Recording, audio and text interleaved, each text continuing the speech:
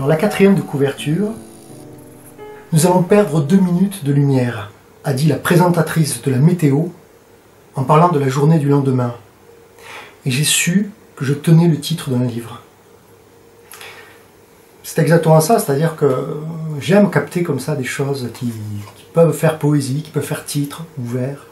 Et là, je tenais le titre de... J'étais chez ma mère, de passage à Toulouse, et la télé était allumée, météo, et à la fin, moment de l'éphéméride, le soleil va se lever à telle heure, se coucher à telle heure, nous allons perdre 2 minutes de lumière. Je l'ai pris, je l'ai mis dans un tiroir en disant ça. Là, il y a quelque chose pour moi qui est une sorte de concentré de poésie, mais du quotidien, de la phrase comme ça, infraordinaire, dirait Pérec.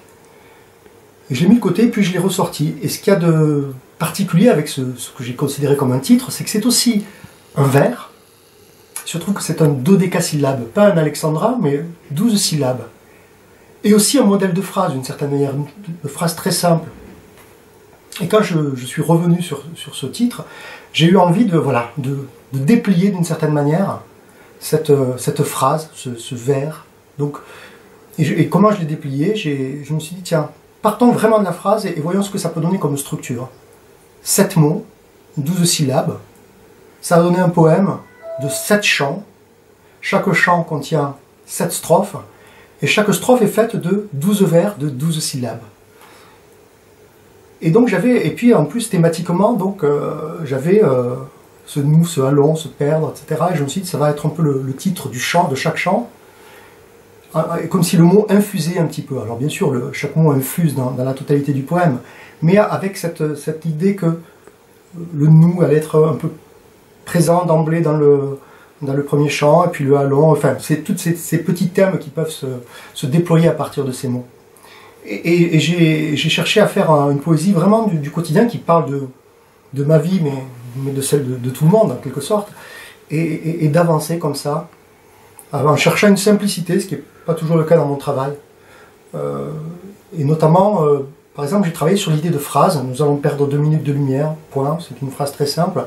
Et donc, en plus d'être des vers de 12 syllabes, il y a un travail sur la phrase, qui peut dépasser le vers, souvent qui le dépasse, ou qui est plus courte.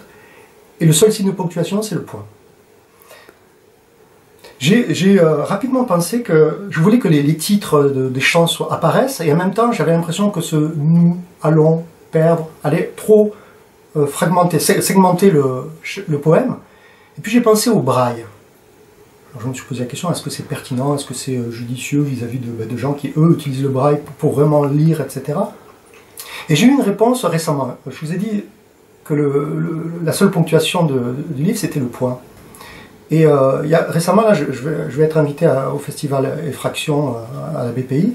Et là, j'avais envoyé le texte, et la personne a fait un petit commentaire en disant comme des points à relier, comme des points à relier entre les anecdotes, les moments de la vie quotidienne, comme des points à relier. J'ai pensé, tout d'un coup, j'ai découvert que finalement, ces dessins, vous savez, où on doit relier les points pour faire apparaître l'image, c'est-à-dire qu'avant ça, l'image, elle est invisible, on est dans une sorte de semi-obscurité, on ne voit pas ce qu'on a sous les yeux finalement, puis on le découvre en reliant les points. Et puis je me suis rappelé que le seul signe de ponctuation de mon poème, c'est le point. Ce qui peut donner une définition du type, une phrase, c'est ce qui relie 2 points. Le point qui est avant, le point qui est après. Et comme si chaque phrase, chaque micro-événement comme ça, par des traits, dessinait un dessin global. Le livre, la vie, notre vie, on relie des points. Et puis, avec le recul, on voit quelque chose. Et ce braille est devenu finalement, on a le mot, un mot qu'on ne lit pas, on est dans l'obscurité, on est aveugle, nous voyons devant un signe qui d'ailleurs n'est pas fait pour être normalement indiqué en points comme ça, mais ce sont des points à relier d'une certaine manière, pour lire le monde, la vie, lire notre existence. Donc je pense que cette histoire de lumière, qui est donc cette phrase entendue à la météo, je l'ai d'une manière métaphorique, c'est qu'est-ce qu'on voit, quelle est la visibilité qu'on a de notre monde, comment on passe dans la vie. Et dans le titre, il y a aussi l'idée de temps qui passe, et ça nous parle du temps qu'il fait aussi. enfin en tout cas dans le contexte de la météo. Donc il y a toutes ces choses-là, ces choses qui sont là en permanence. Le temps qui passe et comment on l'accepte aussi, comment on le voit, on participe à l'écoulement de ce temps, et puis bien sûr avec toutes les transformations du ciel, du quotidien. Oui, c'est un poème autobiographique. Je n'ai pas cherché à raconter ma vie au sens où ce n'est ni un journal qui serait exhaustif ou qui présenterait des éléments très précis d'une journée, ni quelque chose qui serait privatif. Mais c'est en fait l'idée qu'on a tous une expérience qui est unique, qui est la nôtre. Donc finalement, partageant mon expérience du quotidien, c'est aussi une manière de parler de ce nous. J'ai cette vie-là avec mes enfants, ma vie de famille, mes déplacements, les choses qui m'arrivent à moi, mais c'est des choses qui arrivent aussi finalement à toute une communauté humaine. Donc il y a cette part autobiographique et en même temps je me dis qu'on va y trouver des choses, mais oui, nous aussi on a ce rapport aux choses et aux petits événements du quotidien qui nous arrivent. J'essaye de saisir des éléments qui sont dans cette ligne d'existence comme ça, et de faire qu'ils s'aboutent d'une certaine manière, comme si c'était ma vie prise en coupe, comme si ces éléments s'enchaînaient. Il y avait une logique dans leur enchaînement, alors qu'entre certaines phrases, quelquefois, il peut s'être écoulé une journée entière. Comment on peut limiter justement ceux qui entrent dans le poème? Je crois qu'il y avait quelque chose de très empirique. J'ai dit que ces phrases étaient comme des micro-événements. À chaque fois, il y avait des phrases, des petits groupes de phrases qui font événement. Un événement, ça peut être une phrase qui est dite par un de mes fils, ça peut être quelque chose que je vois dans le métro, un paysage, des pensées, des choses que j'entends, bien sûr. Et ces événements, d'une certaine manière, ils sont... comment dire? J'ai perdu le fil de ce que je voulais dire. Alors, il fallait pour ça vivre, d'une certaine manière. Quelquefois, on peut, pour certains projets d'écriture, on peut être à la table pendant très longtemps et on écrit avec notre imaginaire, notre culture, nos pensées. Là, pour que je puisse écrire, il fallait que je vive des choses, parce qu'il fallait qu'il se passe des choses pour que je puisse les rentrer, les enregistrer dans le poème. Alors, quand on est à sa table chez nous, au bout d'un moment, chez soi, à part dire que la lumière est allumée, par exemple, il faut bien bouger. Donc j'avais un carnet, je l'avais partout avec moi, dans le métro, dans le train, dans la rue. J'essayais d'être réceptif à tout ce qui pouvait arriver, et tout ce qui pouvait entrer dans le poème, et je me demandais quelle peut être la phrase d'après. Quelle peut être la phrase d'après, pour que cette phrase, finalement, elle vienne presque naturellement, c'est pas le mot, mais assez fluidement, s'enchaîner à ce qui précédait, etc. Et donc il y a 7 mois, je l'ai écrit en 7 mois à peu près, il y a un mois par chance, c'était pas voulu, mais en 7 mois, mais quand on le lit, il y a l'idée qu'on est sur une sorte de crête comme ça, continue. Il y a l'idée d'un continuum. Donc l'idée de l'écoulement du temps, mais en même temps, bien sûr, il n'y a pas de vocation à être exhaustif. Il y a juste à penser quelle est la phrase qui va pouvoir fonctionner après celle que je viens d'écrire. Est-ce que la phrase est plus importante que la vie?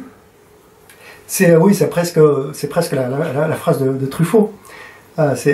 D'une certaine manière, oui, je me suis posé cette question-là quand on est dans ce travail-là, c'est comme si on était en permanence, donc durant toute la durée de l'écriture, immergé en train de chercher justement, qu'est-ce qu'on va faire entrer de la vie dans ce qu'on est en train d'écrire. Donc quelquefois on peut se poser la question, même à certains moments je me la pose. Une de mes phrases préférées, c'est la phrase de Robert Filiou. L'art, c'est ce qui rend la vie plus importante que l'art. D'une certaine manière, il y a une certaine forme de distance et de réflexivité par rapport à ce qu'on vit. Mais pour moi, il s'agit juste de... Peut-être là où on ne prêterait pas attention à telle ou telle chose qu'on voit comme ça au coin de la rue, d'y être attentif. Du coup, c'est être plus dans la vie, parce que en étant dans l'écriture, je suis plus dans la vie d'une certaine manière. Ou en tout cas, je vois des choses, ou j'entends des choses qui pour moi, font poésie. Que ce soit dit dans mon cercle familial, mais que ce soit des choses que je vois d'inconnus. En quoi je suis poète? Je pense que ce qui m'intéresse, c'est comment utiliser le langage pour produire une pièce, un objet comme ça, qui prend cette forme-ci, dans ce cas-ci, un objet qui est fait de mots. Donc comme on aurait je donne souvent comme exemple, voilà, là vous avez une tasse juste à côté. Si on avait cette tasse et qu'on la fait tourner sous différents angles, sous différentes sous différents points de vue, elle va changer de forme, si on, voilà. Et qu'un poème, d'une certaine manière, c'est ça. Et j'ai l'impression que j'essaie toujours de fabriquer, de concevoir des choses qui sont comme ça, des poèmes qui peuvent se regarder sous différents angles. Et j'ai une grande admiration pour les romanciers, pour les gens qui sont des narrateurs. J'ai pas l'impression d'avoir cette, en tout cas, de tendre vers cette idée de narration, même si c'est un poème narratif, celui-ci. C'est de fabriquer un objet qui tient comme un tout et qu'on peut voir sous différents angles, et qui est un objet fait de langue, fait de mots. Et donc, bien sûr, il y a un souci au rythme. Là, il y a un travail sur la phrase.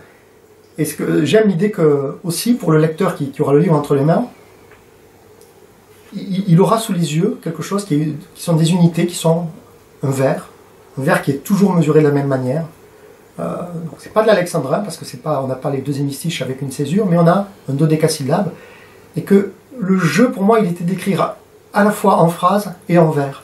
Et que ça, pour moi, c'est une préoccupation qui est vraiment une préoccupation de poète, cette tension rythmique, métrique, entre ce qu'on dit et la manière dont c'est dit. Si j'étais pas olympien, ou si j'avais pas d'intérêt, de curiosité pour ces choses qui sont la potentialité en littérature, peut-être, sans doute, je n'aurais pas écrit ce livre-là comme cela, dans le sens où, ce que j'ai expliqué au début, là, le déploiement de la phrase, il se fait de manière tout à fait presque numérique. 7 mots, 12 syllabes, qu'est-ce que je fais avec ça? C'est une contrainte très simple, c'est pas une contrainte dure de type disparition de Pérec, ou la vie mode d'emploi, encore une fois de Pérec, ou d'autres choses en poésie, des livres de Jacques Robot où il peut y avoir des contraintes très difficiles, ou d'autres livres que j'ai fait où la contrainte était plus dure. Là, simplement, ça m'aide à structurer ce que j'ai envie de faire. C'est-à-dire que avant même de commencer à écrire, je connais la structure du livre, je sais que ce sera 7 chants, de 7 strophes, de 12 syllabes, de 12 vers de 12 syllabes. Et ça m'aide. Alors c'est pas juste parce que je pourrais pas faire autrement, c'est qu'il y a un vrai plaisir. Voilà, être olympien, c'est qu'il y a une vraie jubilation, un vrai plaisir, une sorte de nécessité même intérieure, à aussi écrire comme ça pour voir ce qui en sort. Et ce poème-là, on n'a pas besoin de savoir comment il est fait, bien sûr. Pour le lire, en plus, la langue est très simple. Mais il y a un certain plaisir, pour moi, voilà, là je tiens pour la première fois aujourd'hui entre mes mains, à voir des strophes comme ça, de 12 syllabes, de toute la même taille et le même nombre. Il y a une sorte de structure qui se déploie, c'est un goût. Tout le monde n'a pas à avoir ce goût-là, moi je l'ai, ce plaisir de la structure et de la forme. La contrainte, c'est ma liberté. C'est pas fait pour tout le monde, il y a pas... Voilà, il y a des livres merveilleux qui n'ont que très peu à voir avec l'idée de contrainte, même s'il y a toujours les contraintes du langage. Mais pour moi, c'est la liberté, et c'est aussi l'idée que je vais aller là où je ne serais pas allé. Donc c'est presque plus que la liberté, c'est me faire sortir de ma zone de confort. Encore une fois, ça n'a de sens pour moi de pratiquer des contraintes, des formes, que dans le sens où on va explorer, on va pas refaire la même chose. Bien sûr, si on est dans une zone de confort en permanence et qu'on refait toujours la même chose, c'est, à mon avis, un peu moins intéressant. Mais si le prochain livre que je fais, j'utilise un ensemble de paramètres, contraintes, formes, structures, que je manipule de manière nouvelle pour moi, là, ça devient excitant. Voilà, il y a ce plaisir qu'est-ce qui va sortir de tout ça? Ce que certains auteurs peuvent trouver en utilisant d'autres ressources. Moi, ça passe souvent par ça. Et ça peut donner des choses très abstraites et complexes. Par exemple, Dirouf, que j'avais fait chez POL juste avant, il y a des choses plus abstraites, une imagerie plus absconse.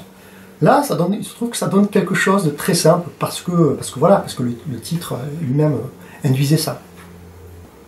Je l'ai écrit en 2017, il paraît aujourd'hui, 2021. C'est un tout petit livre. 80 pages, il se lit vite, mais il y a quelque chose de très important pour moi.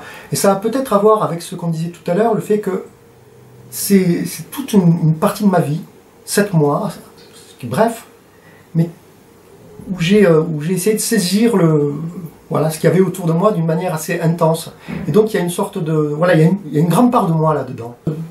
Si c'est un autoportrait, c'est un autoportrait très circonstancié, mais c'est surtout c'est une tranche de vie. C'est comme on voyait en accéléré 7 mois de ma vie. Et pour moi, ça, c'est pas toujours le cas. Il y a des projets où on peut être dans un rapport au poème très différent. Et là, il y a une sorte de simplicité et de concentration. Donc, c'est un tout petit livre, mais qui est pour moi un livre il fait quand même la taille de ma main, quoi. C'est une partie de moi.